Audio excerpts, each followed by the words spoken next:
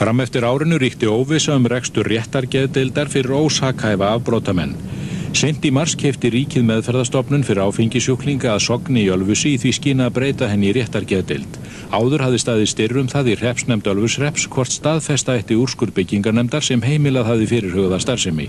Eftir töluverð átök samþykkti hreppsnefndin með 7 atkvæðum gegn 1 að stofnunin yrði á Sogni.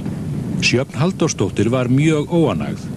Það náttúrulega alveg óþolandi að minnihluti sé ævinlega kúgaður af meirihlutanum. Eins og í þessu máli þá finnst þannig að þetta sé fyrsta lagi mál okkar dreifbýlisfólksins þessa framkvæmd. Í október var síðan allt tilbúið fyrir þá 4 ósakhæfa afbrotamenn sem dvalið höfðu erlendis, en samt var óvissan ekki alveg úr sögunni. Sighvatur Björgvinsson heilbrigðisráðherra tók á móti 4 ósakhæfum afbrotamönnum á Reykjavíkurflugvelli í dag. Hann kom með á hingað austur á Sogni, en þá bar svo við að starfsfólk hafði neitað að mæta til vinnu.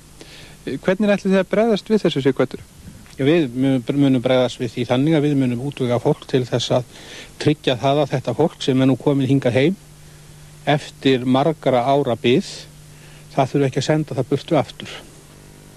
Starfsfólki hélt fundum málið og eftir óformlegar viðræður við fjármálaráðherra kom það til vinnu og deilan leystist.